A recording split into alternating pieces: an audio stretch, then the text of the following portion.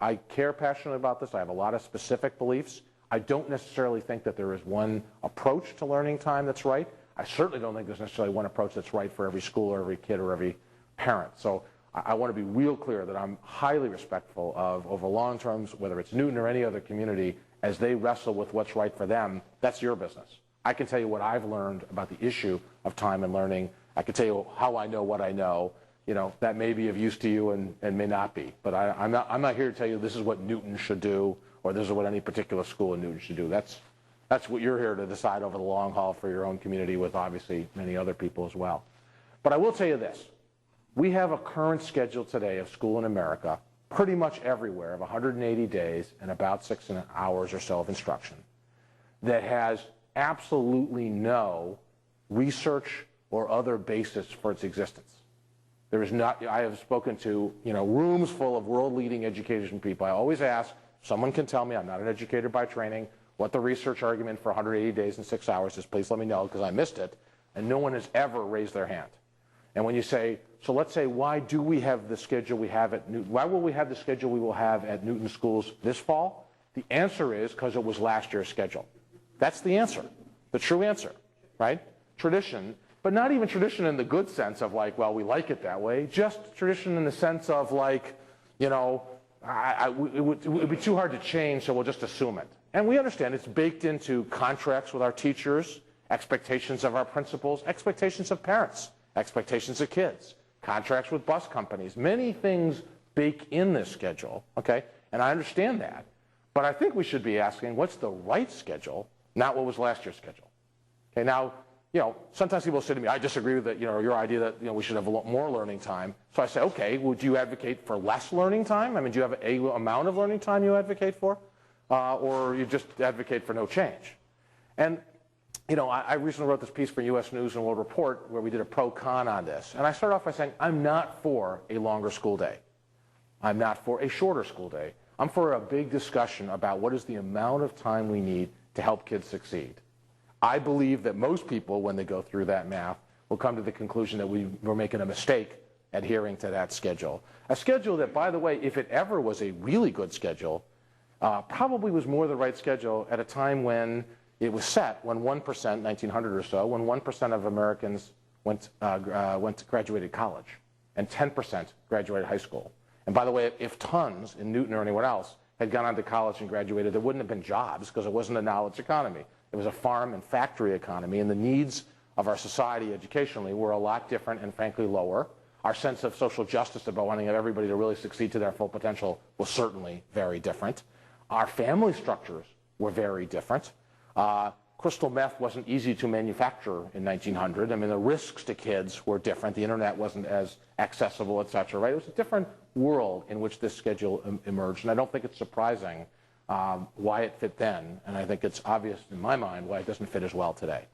And what I would say to you is if we wanted to do a school schedule correctly, what we would really ask ourselves is what do we want kids to learn? That's the real first question. What do we want for our kids, not what is the schedule? And I think most people actually, I find, kind of agree. Everybody thinks, I think, that kids have to have the math and literacy kinds of basic skills that they're going to need to succeed. In a place like Newton, I think most people's definition would be to be college ready. Certainly career ready, but most people would say college ready in a place like Newton. And that's almost a no-brainer. And frankly, Newton schools pretty much deliver that product today, pretty clearly from the data. There are very few kids who graduate from Newton schools or who approach graduation who don't pass what the state says is the minimum reasonable level of literacy and numeracy. But I think we'd all agree that's crucial. Most of us would say that we should have the science and technology skills that the sort of 21st century calls for, both as user skills to be able to deal with the kind of medical decisions we're all going to be making in our lives, the medical ethical things that are going to come up. I mean, the questions about so many technology issues that affect our lives.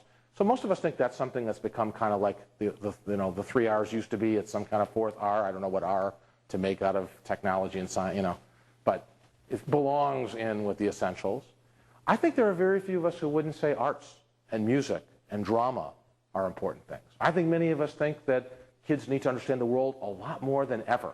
The superintendent of schools for the state of Oklahoma, she's elected a superintendent, so she has a kind of politician's way of describing these, but she does it well. she says in Oklahoma meetings, because she's advocating for a big change in their learning time, she says, when I grew up, our backyards were our world. Today, for our kids, the world is their backyard. Now, it's a cute thing, but who in this room doesn't think that if our next generation doesn't have a greater understanding of what's going on in the globe, you can't succeed really anymore by just saying, the heck with it, between the Atlantic and Pacific's good enough for me. And I think you could when many of us were younger. You could kind of say, the rest of that world stuff, some of them will immigrate here, I'll learn, but what do I care? But at this point in time, whether it's global warming, whether it's the world economy and the interlinking, whether it's the difficult issues about nuclear proliferation or world terrorism, whether it's, the spread of diseases, whether it's almost anything, whether it's just an advanced notion of what it is to be a citizen of the world, it's sort of hard to say our kids don't need to understand the world better. Now, most of us would agree with these propositions. I can tell you the hard data. Across this country, and possibly to a degree in Newton, I don't know the Newton data, our schools are actually teaching less of everything other than math and English. Why? Because math and English are the tested subjects. They are the focus of schools for what, core basic skills. So all those other things I mentioned, and I could mention a bunch more, are actually been reduced in schools in America. Not because anyone thinks they're less worthy, but because they say with 6 hours and 180 days, if we want to get the English and math up, we have to give up on a foreign language. We have to give up on arts. We have to give up on music. We have to give up on sports. We have to shorten or eliminate recess. We have to have 12-minute lunches for kids. We have to do a bunch of things that are all focused on saying, let's find the most time within that 6 hours for these core subjects. And I left out a bunch of other things. In the book, I had a whole chapter on what people call character education or social-emotional learning. I think we've learned a lot about how important it is to help kids learn how to deal with conflict, how to deal with other people, whether you want to call it things like teamwork or whether, there's lots of different language. But it turns out success in life is not just about being able to do your test well, right? To fill out your little bubble charts well. It's whether you can work with other people. It turns out to be a much bigger part of success in life, happiness in your own situation, etc.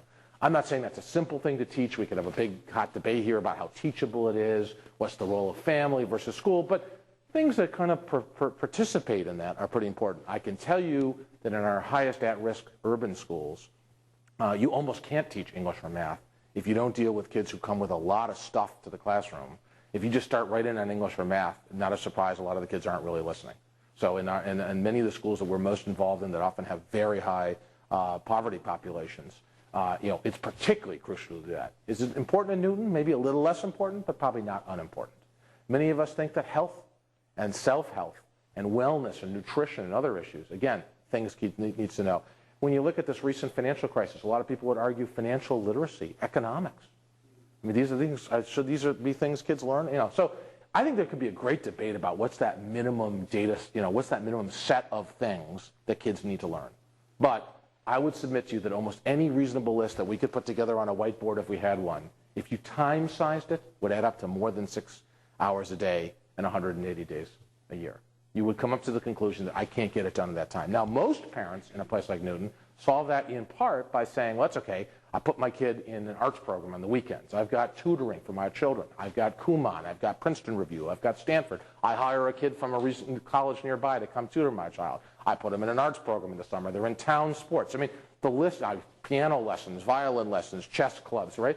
I mean, the list goes on and on. This is a big generational shift, right? And it's because parents who have the resources know that schools aren't giving kids all what we want for them.